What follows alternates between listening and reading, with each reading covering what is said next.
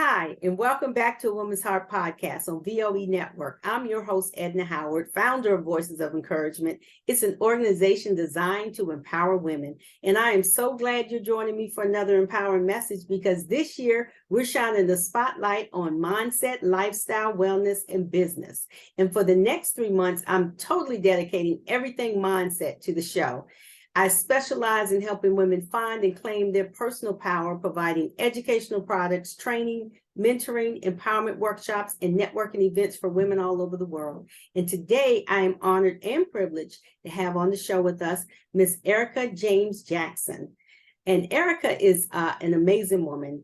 And in 2005, Erika was diagnosed with multiple sclerosis, also known as MS, a chronic debilitating disease of the central nervous system. And as a result of it, this disease that affected her, she was medically advised to discontinue her career. In the middle of her career, she had to step back. But not willing to allow MS to cease her existence, for nearly a decade, Erika has been a volunteer, district activist leader for the National MS Society in her 10th district, in the 10th district, Virginia, and a member of the Government Relations Advisory Committee for the state.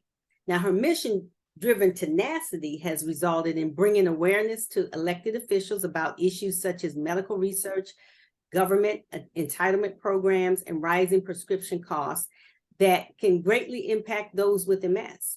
And Erika is a masterful storyteller, poet, and experienced motivational speaker for local, national, and international audiences. You are a powerhouse, Erika. I love it.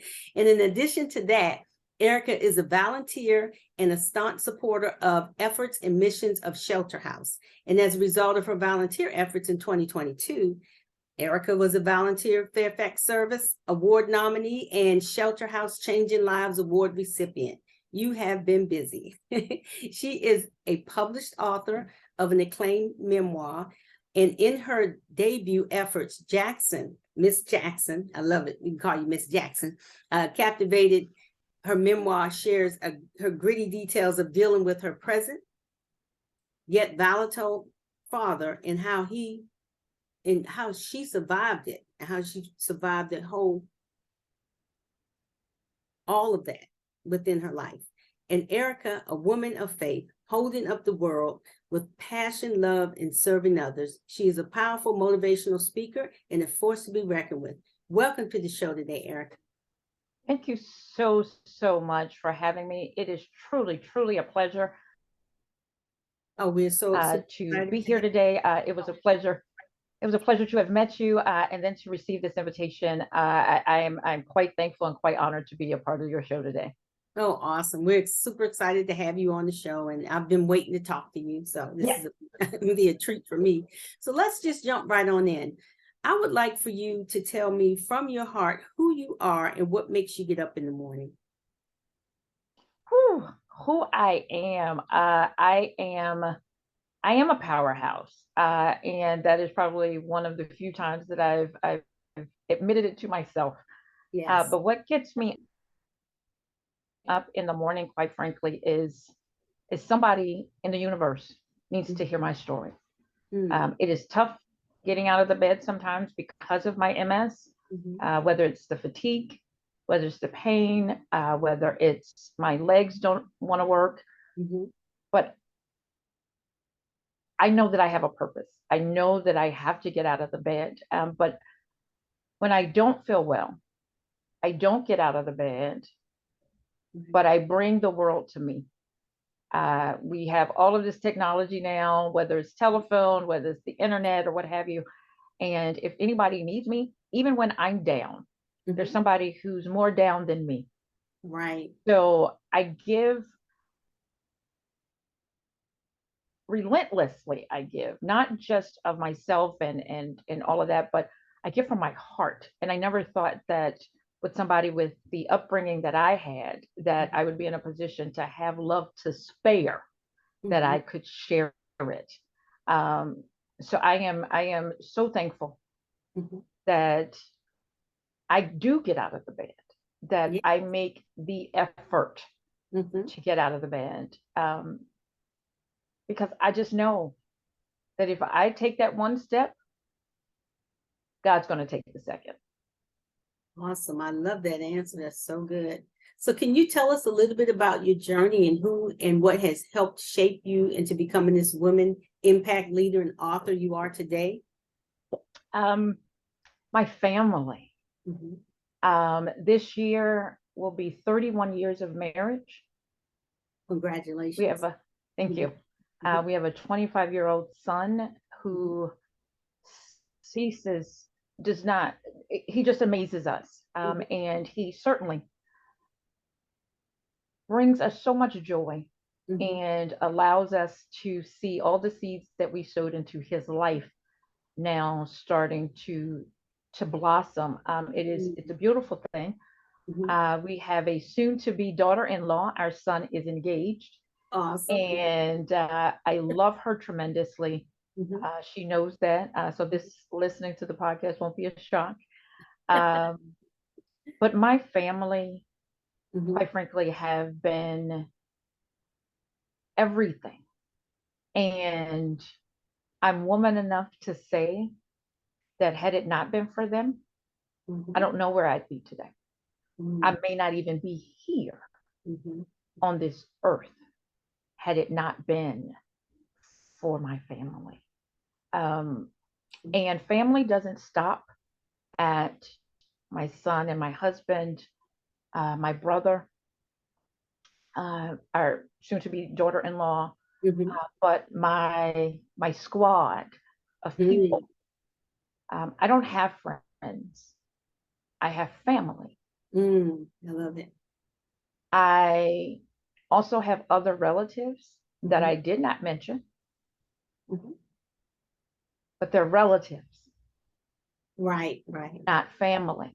Mhm. Mhm. They're all of us have people that we're related to, and some of them we like, some of them we don't like. We may not always agree, so forth and so Right. on. But from my husband and son and so forth, I have a squad. I have my own little family that has nothing to do with my relatives. Mhm. Mhm. And they are the reason that I'm here today. I love It's that. not just Mhm. it's not just in my house. It really does take a village. Mhm. And that village should not change just because we Mhm. get older. We're not a child anymore. We still Right. need people in our lives that are like-minded, that Mhm. truly care about us, Mhm. that love us with an undying love, unconditional love. Mhm. And I have that in my squad. And they know who they are. They know that if I call, they are going to answer. Mhm. That's family. That's not a friend. So I've had some significant challenges in my life, and some of the people that are in my squad now are new to my life, but they're still equally yoked, and that makes so much of a difference in Yes. anybody's life. Yes. So I am here because of them. I am not so anything to think that I got to this point in my life on my own. Mhm. Absolutely not. Mhm. Absolutely not. A lot of shoulders I stood on, even for a short period of time or a long period of time. Mhm. But God has been good to me to surround me with people that love me to my core. And I'm thankful. And you have an infectious personality, so people like to be in your space.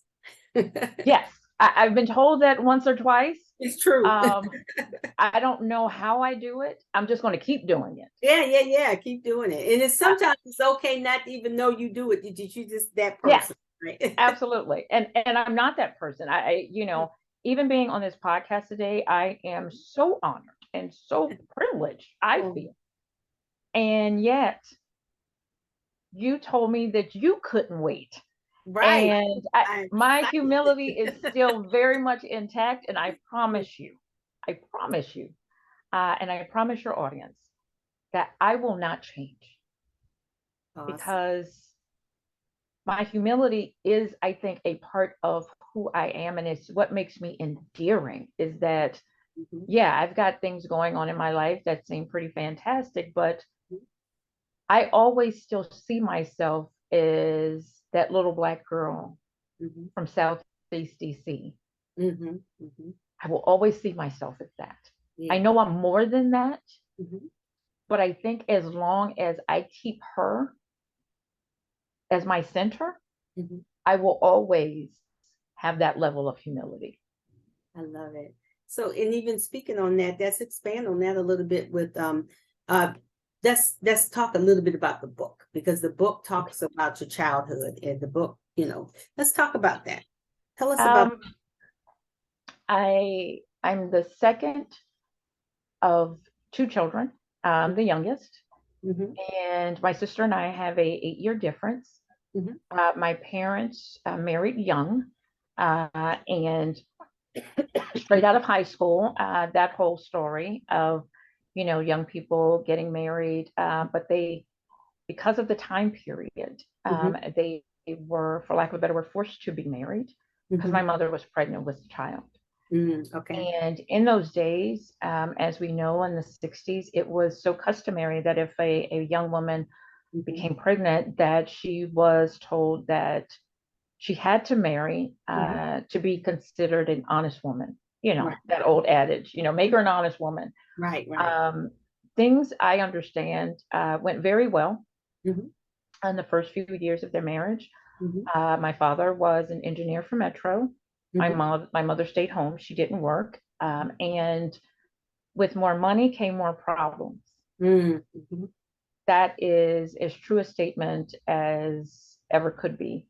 Mhm. By the time I came along, their relationship was starting to sour, Mhm. and I was thrust into that life. Mhm. Okay. They lived a very comfortable life, Mhm. um, three-bedroom home, Mhm. cars, that sort of thing. And we went to parochial school. My sister and I both went to Catholic school, and Mhm. so we had a decent life. But by the time I was about 6 years old, Mhm. was when I started witnessing things that I didn't like, Mhm. um, nor could I understand. Mhm. I couldn't understand my father raising his voice at my mother. Mhm. Raising his voice turned into pushing, pushing turned into smacking, smacking turned into all out fighting. Mhm. Mhm. And as a child, I witnessed that. Right. And it wasn't until my father came to my school, my elementary school, I was in 6th grade, Mhm.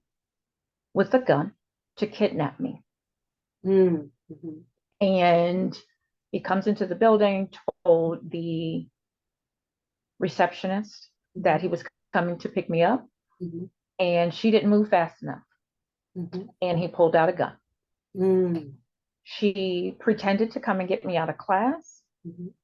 She went to the principal's office and told the principal what was going on, and she called 911. Mhm. Mhm. He was forced to leave the building. Mhm. My mother came to pick me up, Mhm. and I thought the day was done. Right. However, that was the beginning of that day. As soon as the sun set, and it was crisp outdoors, I remember that like it was yesterday, and I had my bedroom window cracked. Mhm. I am in my room, in my pajamas, preparing for bed, Mhm. and there's this tremendously loud banging on our back door. Mhm.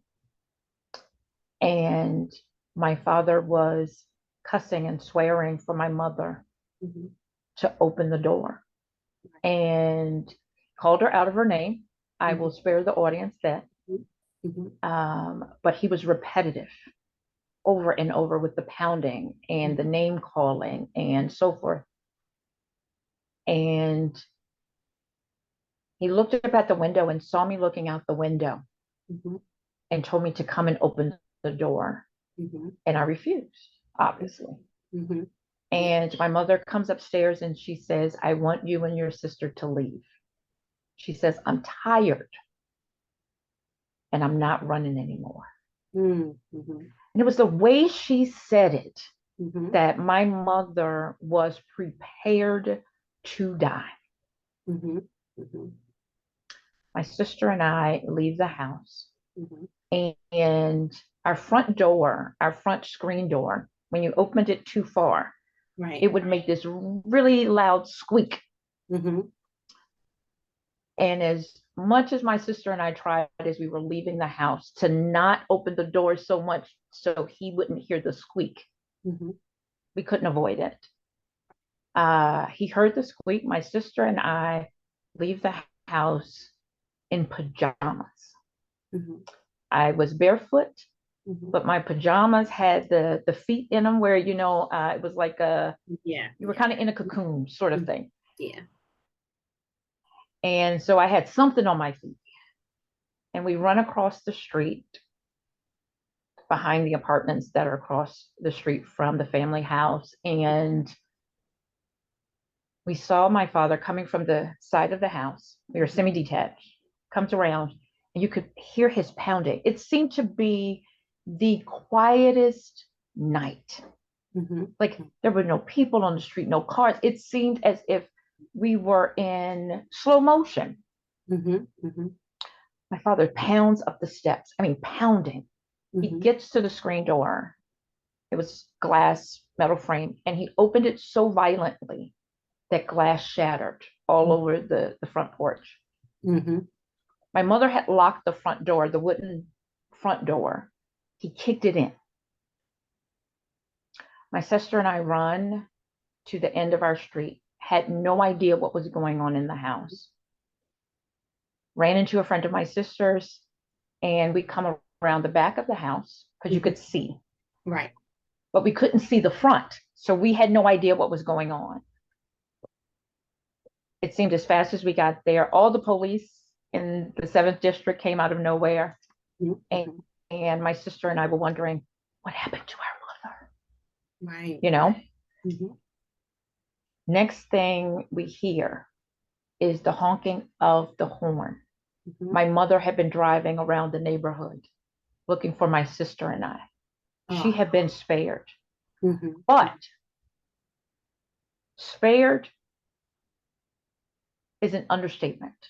Mhm. God saved her life because when my father came into the house with the same gun that he had brought to my school Mhm. earlier in the day, he put it to my mother's head, Mhm. he cocked it, he shot. Didn't happen. Nothing happened. Mhm. Mhm. In frustration, he dropped the gun and Mhm. began to beat my mother. Mhm. When he dropped the gun, it discharged. Mhm. That was when the police came. Because it hurt. Someone had heard the shot. Mhm. My mother's life was saved Mm. from 20 years Mhm. of trauma, Mhm. abuse, Mhm. being a woman of that era, Right. all of those things. And when I tell you that that story still makes hair Mm. on my neck stand up, knowing Mhm. that my mother was prepared to die that day. Right. And God said no. Mhm. So when I tell you that everything that I talk about in the book is from my point of view, Mhm. and I was a From the little girl's point of view, from what yes, you. Mhm. Mhm. absolutely. Mhm.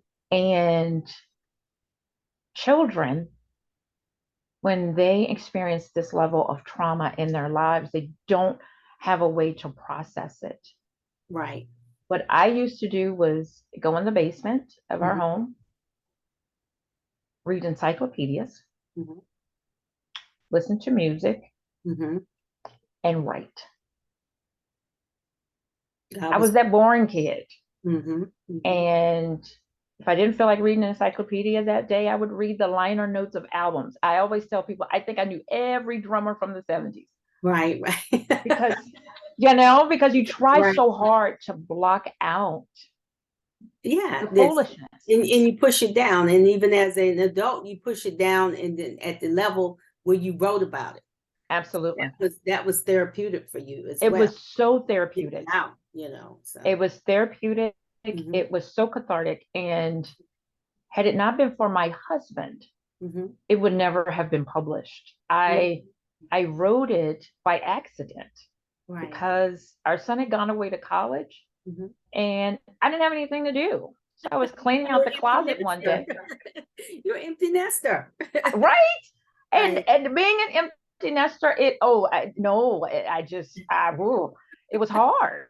It was. I love people, so having our son around, and that was just, of course, it was great. Right.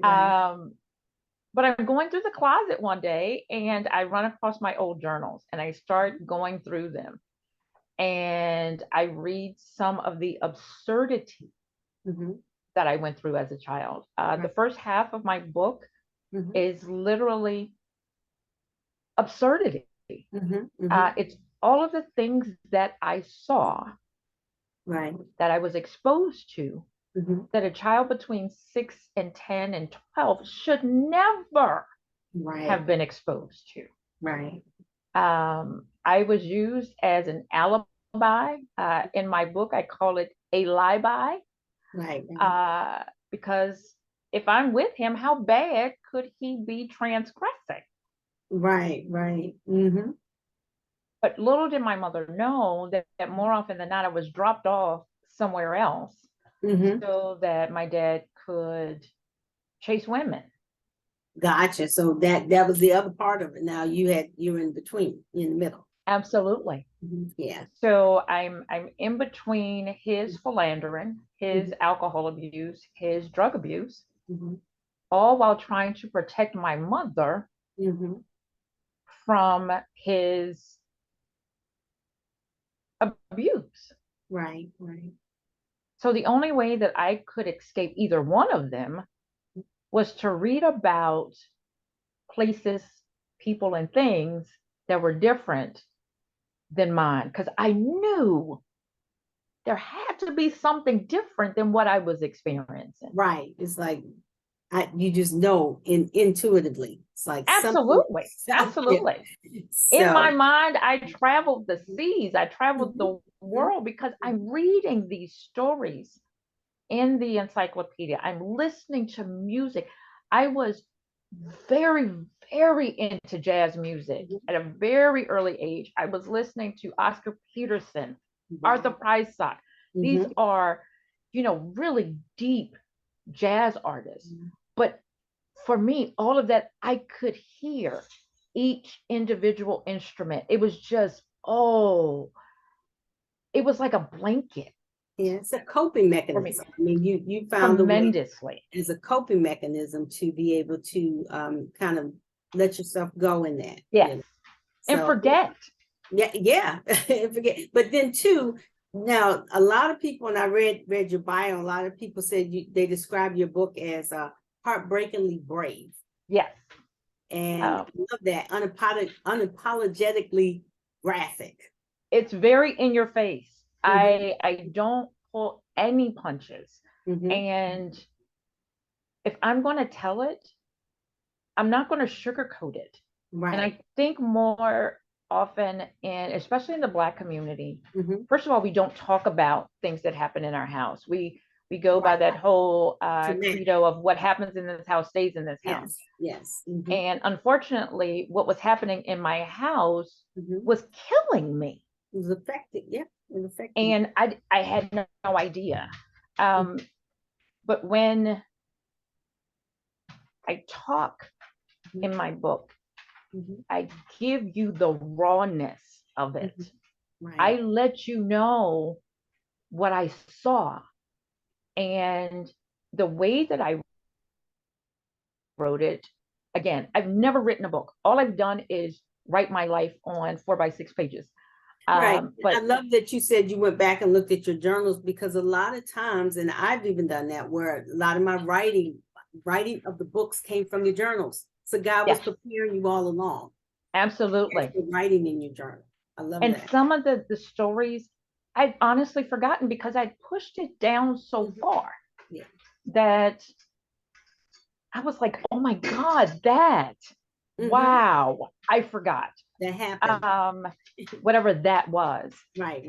And so the book is made up of all of those vignettes, if you will, those little Yeah. stories. Yeah. And so there's no my memoir is not timeline based. It's just episodic. So each chapter is an episode Of of something that would occur at that something point. that occurred. But the graphicness comes from me. I am not, I've never been, I am a in your face person. If I don't like it, I'm gonna say I don't like it. If I love it, I'm gonna say I love it. I've always been authentic that way. And I felt that if I was going to write it, although I was not preparing to write it for the community to read, but even in writing it for me, Right. I had to get it all out. Right. So the way my book is structured is the first, couple paragraphs is the generalization of the thing, whatever that particular event is. Right. The body of it is how I saw it at that time. And then the end of it is commentary, essentially, of how I feel about that thing now. So I give you a three-dimensional view of it. But I had no idea that somebody else was going to read it. So I thought I could just speak my mind, and that I did. Yeah, put it out there. So, but you spoke your mind so well that you've been featured in local newspapers and national magazines, as well as required reading for students at a private Maryland university. Tell us about that was crazy. Our son went to college, thank you, Jesus. And I was, you'll get this, and anybody who's listening will understand that even after I wrote the book, I get the book, I was still embarrassed by my story. So when my son comes and tells me, hey, I told my professor about your book, I like to have died. I mean, I'm dying inside. I'm like, no, you did not. Yeah, I did, Mom. Oh my gosh. Like, no. And I wanted the dynamic of telling it, but didn't want to tell it. Right. Like, I wanted to be sort of one toe in the water, not both feet. Right. And that put both feet out there, because now, wow. So his professor decided that she wanted to build a course around my book. Wow. Then she wanted me to come and speak about it. You're like, your son, he's just like, I love my mom so much, and he was so proud. Right. First, his dad tells me, after I've written this thing, 3 hole punched it, put it in a binder, put it on the shelf. He decides to ask me, hey, can you show me what you've been writing? I show it to him. He's like, this is really good. You need to get it published. And I'm like, I'm not doing that. And I was like, who am I? I'm nobody. So, and I knew I wasn't going to go the LA, New York route, because they would have seen my manuscript and threw it in the trash. I couldn't self-publish because didn't know anything about publishing. Right. So it was interesting. It's a process. Yeah. It's a process. So I Googled publisher and my zip code. And up comes a publishing company, Mascot Books. And so we went through that whole process. But then fast forward to Stephen and him telling his teacher, I show up in front of a class of students, and I had no idea what to do except to be me. Right. You show up as yourself, authentic. Absolutely. And they had already read my book. I was prepared for questions, but they wanted to hear from me. And I always do an icebreaker whenever I do speaking. That's good. But I had never done speaking until this moment. Mm-hmm. So I had an icebreaker, and I asked all the students to close their eyes, Mm-hmm. and they thought that was weird. Mm-hmm. And I told them to raise one of their hands Mm-hmm. if they had ever witnessed domestic violence. Every Mm-hmm. child except one raised their hand. Wow. I asked them, Wow. still keeping their eyes closed, hand raised, I asked them, raise your other hand Mm-hmm. if you had ever been a victim of domestic, sexual, Mm-hmm. or emotional violence. Mm-hmm. Every student, again, except one, the same kid, Mm-hmm. raised their hand. Right. And I told them, now you can open your eyes. Look Mm-hmm. around the class. Wow. Now tell me why you haven't told anybody your story. That's a This good young, icebreaker. I love that. this young lady, and I will never forget her as long as I live. Her name was Cece. Mm-hmm. And she says to me, Miss Jackson, I'm not telling nobody my story. It's nobody's business. And what if they start judging me and this, that, and the third? Right. And I said to her with all impunity, who says they're not talking about you already? Right. You control the narrative. Yes. Right. I love it. And she was like, we had a robust 90-minute conversation Mm-hmm. about domestic violence Mm-hmm. from the child's point of view. And Yeah. when I tell you these students were gritty, same way the book was, I told them, you Mm-hmm. can say anything you want. You can Right. use expletives. I'm grown. You're Right. over 18. Right. Let's let it all hang out. Mm-hmm. And It's like I therapy. believe, Mm-hmm. absolutely, Mm-hmm. I believe that when those children left that room that semester, Mm-hmm. they were better for it because Right. they had somebody that was standing in front of them that knew exactly what they had gone through, Right. knew that being quiet Mm-hmm. was a cancer. Mm-hmm. Eats It away at. was growing in them. Mm-hmm. It was a weed that needed to be dug up. Mm-hmm. Yes. You can't spray a weed and not expect it to come back. You have to dig it up. They had been spraying it Mm-hmm. all of this time Yeah. by pushing it down. Mm-hmm. Mm-hmm. But once they read the book, they started to just let all of this bile that was in them out. And now they didn't care because somebody 2 seats over, two Mm-hmm. rows back, Went through the they now same know thing. we Right. that's the Right. same Yeah. Mm-hmm. story. Yeah. And I That's the shared same with you story. when we met, Erica, that I was a result of a violent childhood with my father being violent in the household. Same thing. But you don't talk about it. Don't talk about it. You just kind of bury it, right? You You bury bury it, it. walk away. But Yeah. the only problem with burying it, Mm-hmm. and whoever is listening today, I implore you to tell somebody, because burying it, all it does is it helps you make choices that you don't want to make, Exactly. because you're making choices based on your Mm-hmm. experience. Mm-hmm. If Mm-hmm. you don't get any help, talk therapy, whatever works for you, Something. Yeah. but something, Mm-hmm. but you gotta let it out. Exactly. Gotta let it And out. knowing that, I shared this with you that I was talking with a friend of mine, and we were talking because she experienced some six generations of domestic violence, and she wrote a book about it. And we were talking, and I was telling her kind of what I had gone through, my experience, and she said, "You have trauma." And Yeah. I said, "I do." She's like, "Oh no, you have trauma. You Yeah. you never really dealt with it." And I said, "You know what? After I left her presence, I realized, I thought about it. I was like, you know what? You really never did. You Yep. just pushed it down and kept going because I watched my mom keep going, you know." Yep.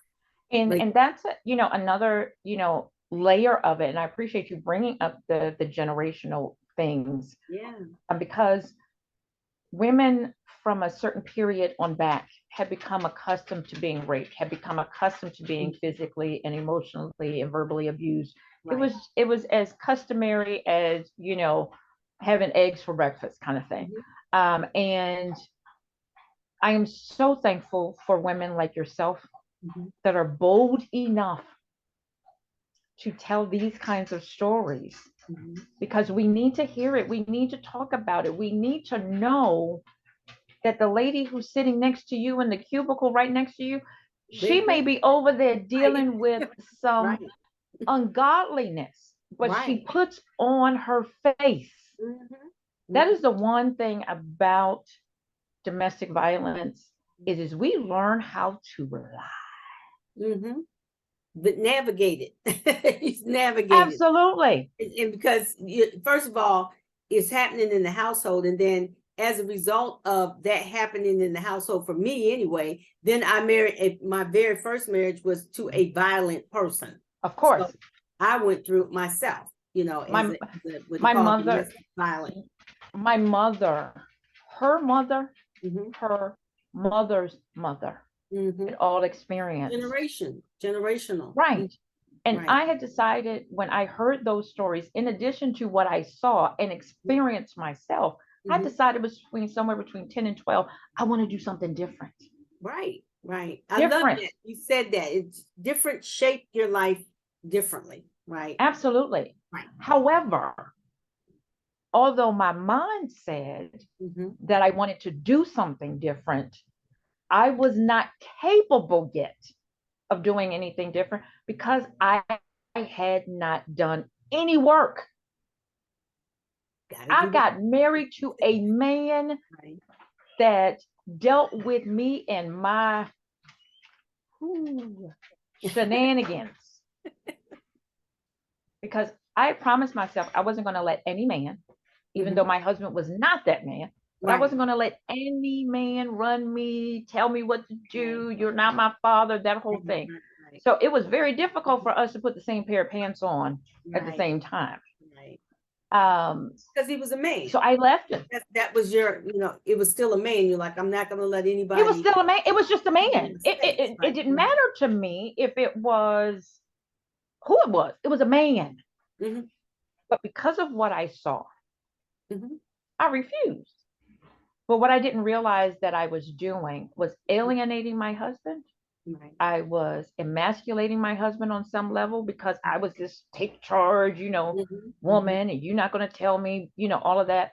I did not allow him to be the man of the house. That wasn't happening because I saw what being the man of the house meant. Like all those decisions again, just like you said. Absolutely. It stays with you. You don't know what the result of it's going to be, but it comes out in your relationships. Absolutely. And not just, husband-wife relationships. It came across in my other interpersonal relationships because in work, I was so driven to be the best and do everything and all of those things, not realizing that I was pushing people away, some people away and some people closer. But some people, you know what I mean? So I had these dynamics that I didn't understand, but it wasn't until we went to counseling. And I love telling this story because I told my husband, we need to go to counseling because we need to fix you. Something's broken in you, man. Something's broken in you, man. We got to fix this thing because if we're going to stay together and we got a child now, but all of that foolishness. We go to counseling. Counseling, typical, first go together, tell me about your problems as a unit. My husband is 180 degrees different than me. I'm the talker, he's not. And I'm just spewing venom. He did this, he does that, blah, blah, blah, all of that. Right. Our 50 minutes is up. She, points us to the door. But the next time she said she wanted us to come individually. Okay. So that she could find out about us individually. And because I'm a lady, I went first. Okay. I get in there, I sit down, I get comfortable.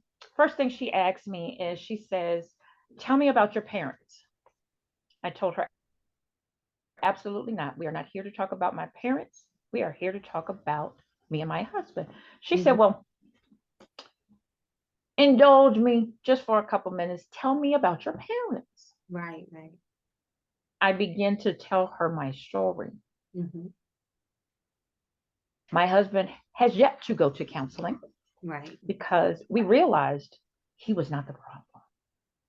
It was the weeds that were inside of me was the problem. My husband is not an abusive man. He's not a mean person. He's the most patient person on the planet. But because I was so broken, I left him because I was broken. Right. I needed that time. I didn't realize it then, but I needed that time away from him, away from marriage, Right.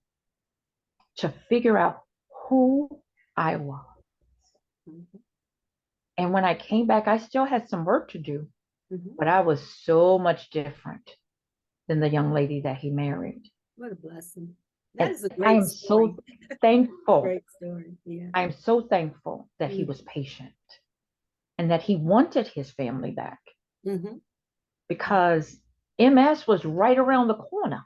Oh, wow. That's right. That's right. The plan that God had was, let me clean her up, get her cleaned enough where she can be at least most of a wife and most of a mother, because this thing is coming around the corner. And when I tell you, my husband told me, because I told him to, when we got back together and MS and all of that, and I told him, you should leave because you didn't sign up for this. And he told me, woman, if you end up in a wheelchair, I will push you. Right. I will never forget that. Man. And we've been together ever since. Look at God. It's wonderful. Look at him. When I tell you that, had it not been for my childhood, I don't know if I'd be able to have handled MS with such grace that I have. I've had some ugly days. I'm snotting and crying and all of that. It was a lot. Especially when I thought that my career was my identity, and that was taken away from me because of the disease. Yeah. I was broken all over again. But this time, I didn't stay broken. And you move in the world in such a way, Eric. I mean, just recently, I know that. So what keeps you motivated and focused to continue to elevate the work that you're doing for the MS community, getting the exposure and the visibility? And why don't you share with us a little bit about just something recently that happened? It was kind of amazing. It was kind of amazing. I had petitioned Fairfax County government for approximately 2 years to just let people know that there are people in Fairfax County that have MS. Right. And I won't say with opposition, it's just not the right time. Right. This was, in the midst of COVID. There were so many, reasons. However, fast forward to March 7th of this year, 2023, the proclamation identifying Multiple Sclerosis Awareness Month was made official in Fairfax County. Wow. I was so proud. So proud. It just goes to show that if you keep knocking on a door and somebody tells you no, keep knocking. I wasn't trying to wear them down, but I guess I did over time.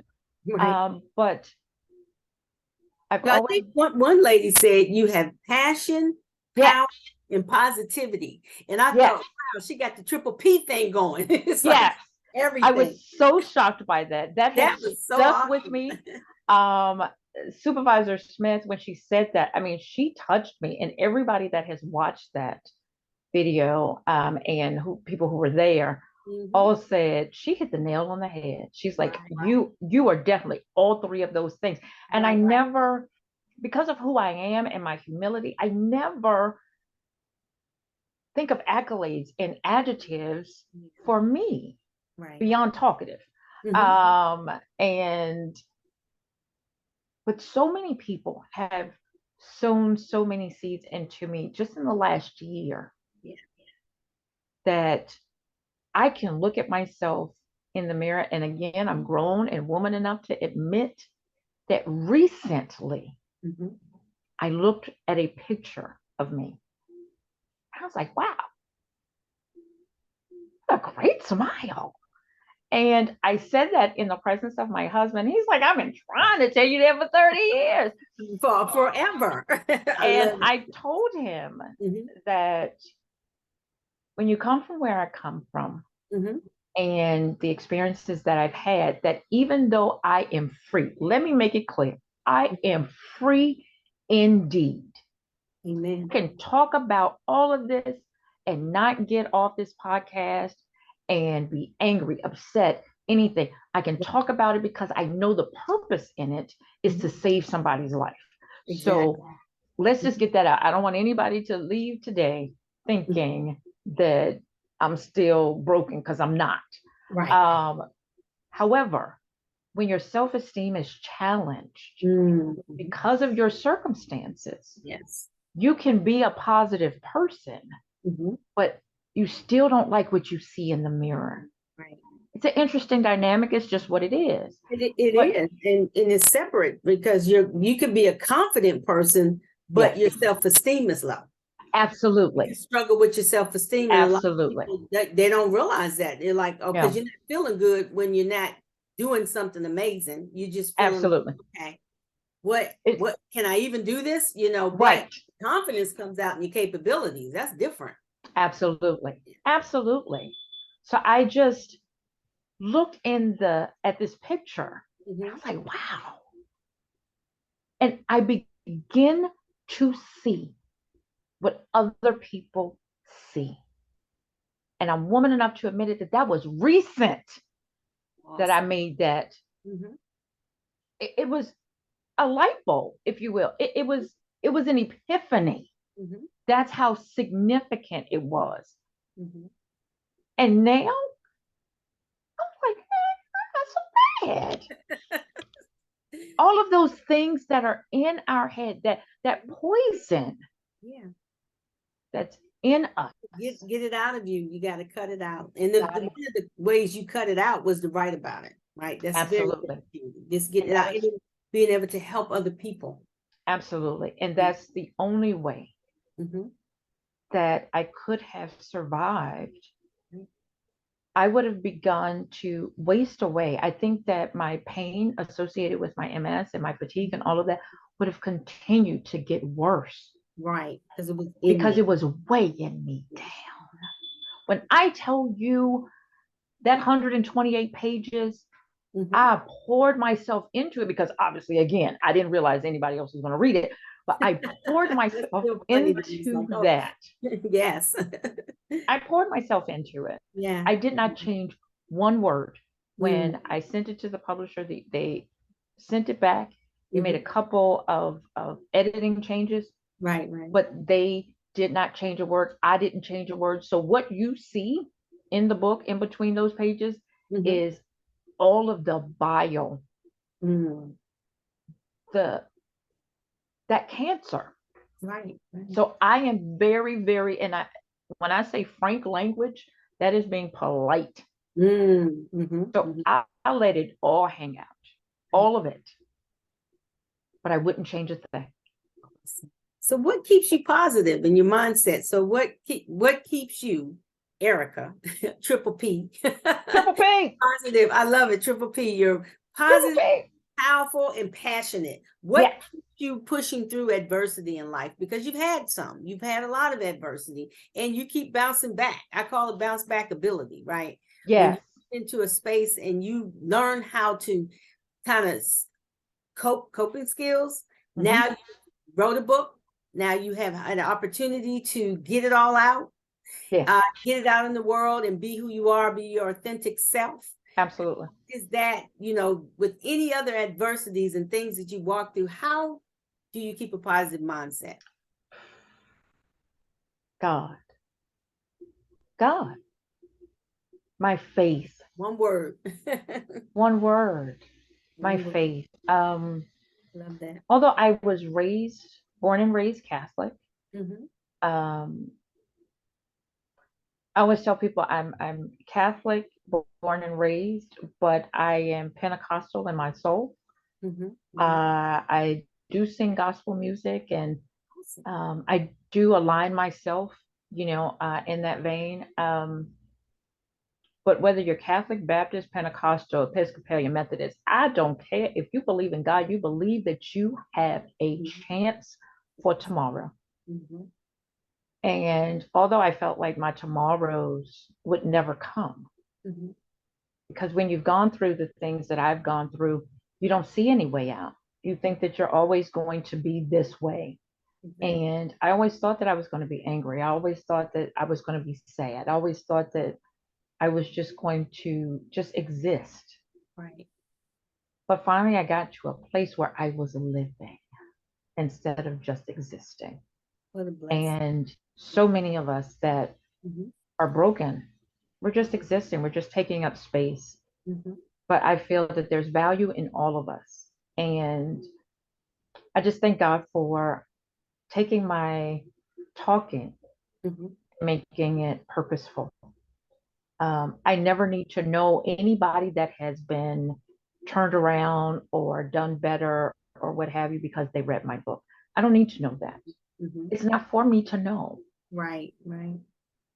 But But it what I was for do, you to write it. It was for you to yes, write it. Like that was yes, purposeful. That was what God wanted you to do. So I'm going to ask you absolutely. this question: with everything that you've done, what is your superpower? What makes you unique? Being open, being transparent, Mhm. Mhm. um, letting it all hang out. Relatability.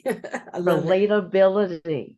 I Mhm. like it. But Yeah. yeah, just I tell people I'm an open book. If you want to know, ask me. And people are like, you tell everything. I tell it all because somebody is going through the exact same, They're just not talking about it.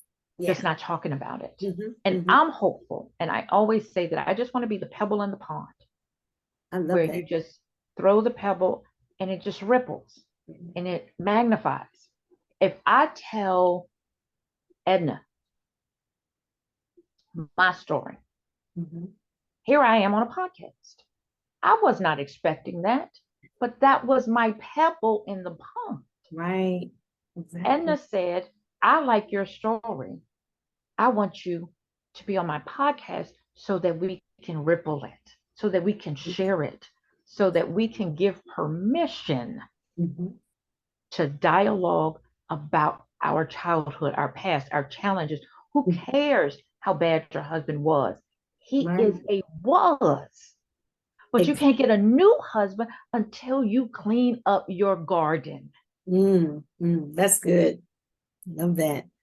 So, So, Erica, what is the one piece of advice you can give to someone who may be struggling in a relationship that is damaging to them in terms of abuse, whether it's physical abuse, verbal abuse, emotional abuse?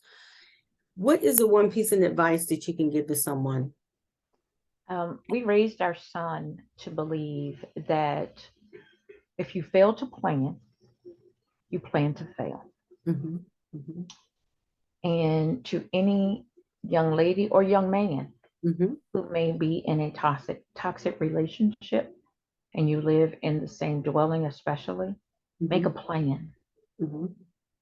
for your exit. Mhm. Never, ever snatch your hand out of a lion's mouth. Mhm. Never turn your back on your enemy. Mhm. Make a plan of escape. Make a solid plan of escape. I Share love it it. with others so they know what your plan is. Mm-hmm. And when the time is right, get out, Mm. because it will save your life. If a man ever calls you out of your name, that's the day you make a plan. Because if you let him get away with that, Mm-hmm. it's going to escalate. Mm-hmm. Mm-hmm. Believe a person when they show you who they are, Mm-hmm. and don't get behind that door in the first place. Yes. Stop thinking you can change somebody when Mm. you can't even change yourself. Exactly. Exactly. So That's lesson make a learned. plan. Lessons learned. Yes. Make the plan. I love I've that. never been in that, Mm-hmm. but I've seen it. Yeah. Mm-hmm. So make a plan. And don't get mad when a snake bites you, because that's what snakes do. Mm. That's That's good. their job. Don't be angry when a bear knocks you down and pins you down, Right. because that's what bears do. Mm-hmm. Mm-hmm. You can't change a snake or a bear into being, a cute little bunny, Mm-hmm. because that's not what they are. Yeah. Work That's on you. great, great advice. I love that. To make a plan. I love that. So Make a plan. with you being such a successful author, motivational speaker, and community impact leader and woman of faith, what is next for Erika? Whew. Dare I say I don't know. And the reason I say that is because the work that I'm doing now is so impactful, and it's reaching such wide audiences. Yes. But if I were to say something that I would want to do, notice I said what I would like to do, um, is take the story on the road. That's good. That's good. I want to be in front of more women where Mm-hmm. I can feel their energy. I'm very organic, very spiritual in that way. Mm-hmm. So I want to be able to hug them. Mm-hmm. I want them to see me, to feel me, and to know that I am flesh and blood. I'm not a figment of your imagination. And if I can make it, Mm-hmm. you can too. Because I'm not special. I'm just Erika. This little EJ. I'm not special. Triple P. Triple P. And if I can, Mm-hmm. anybody can. I love it. Plan. Erika, tell us how we can get in touch with you. If someone wants to Ooh. reach out to you to get your book or to purchase your book, how can they reach out to you? Then also with you having so much visibility around in the MS community, how can they get in touch with you if they want to talk with you about that? Absolutely. I don't have a website. Mm-hmm. People, don't be mad. I don't have Instagram. I don't have any of that stuff because I'm old. Um, Oh, but you and I, but I do, but I do have an email address. It's D like dog, C like Charlie, Mhm. underscore ERIKA at yahoo.com. Feel free, email me your questions if you have any. The name of my book is 13, all Mhm. one word. Mhm. It is on Amazon. However, Mhm. it has been sold out. The paperbacks have been sold out for months. Wow. And I am just so thankful for that. Not because it's a whole lot of money in it. Don't get that all messed up. On the Amazon, Because yeah, it's not the money. yeah, Don't know. It's not the money. It's about getting the story out there. So the fact right. that it's sold out means that significant number of people's lives have been impacted. Which is But you can go to Amazon. It's 13 THIRTEEN mhm. by E.J. Jackson. I chose EJ. That is what most people call me. Mhm. It's my pen name when I write my poetry. I just Mhm. feel that Erika is a separate person Mhm. when she's writing, Mhm. so that the EJ just works. It's something everybody calls me anyway. But Mhm. again, it is D like dog, C like Charlie, underscore ERIKA at yahoo.com. The book's the book is out there if you want it in electronic version, Kindle version, ebook on either Amazon or Apple, Mhm. which is great for those who are all techie. I need to feel the pages. I'm one of those. But it's 13, THIRTEEN by E.J. Jackson. Check it out. You will not be disappointed, I promise. If something changes in your life as a result of reading it, please, please, please email me and tell me. I'd love to hear it. If you're not ready to talk about it, I'm okay with that too. So don't feel compelled to send me your comments or feedback. But if anybody out there is a part of a women's group, a part of a church group, part of a sister circle, and you would like for me to come and speak, if you would like to read my book and then bring me into that fold, DC_ERIKA@yahoo.com. I will be more than happy, if able, to come, to speak, to touch and agree, to fellowship, and just celebrate being free. Because it's a beautiful, beautiful feeling, I promise you. So if you think that you're free now and you haven't shared your story, you're not free, you faking it. Right. So get free, because it's a peace that really does surpass all understanding. I love that. Well, thank you, Erika. That was so good. And thank you for joining us on the show today as well. It's my pleasure. Are a triple P, positive, passionate, and powerful rock star. So thank you for so being much. on the show. We appreciate you. Thank you so much. It was my pleasure. And if you will have me back at a later time, I'm free. Absolutely. We're going to have you back. Thank you for letting me know that. I'll be tapping you on the shoulder. So absolutely. I look forward to it. Awesome. Well, that is a wrap. And I hope you were able to capture some gems from all this wisdom that Erika dropped on us today. And if you've enjoyed the show, make sure you share, like, and subscribe to the channel. We have a YouTube channel now, so you'll be able to see Erika as well. And the empowerment announcements, the Encouragement Cafe Women's Empowerment Virtual Workshop, Walk in Your Power, is scheduled to take place on Saturday, May 27th from 9:30 to 11. You can register on the VEO website, or you can register at Eventbrite.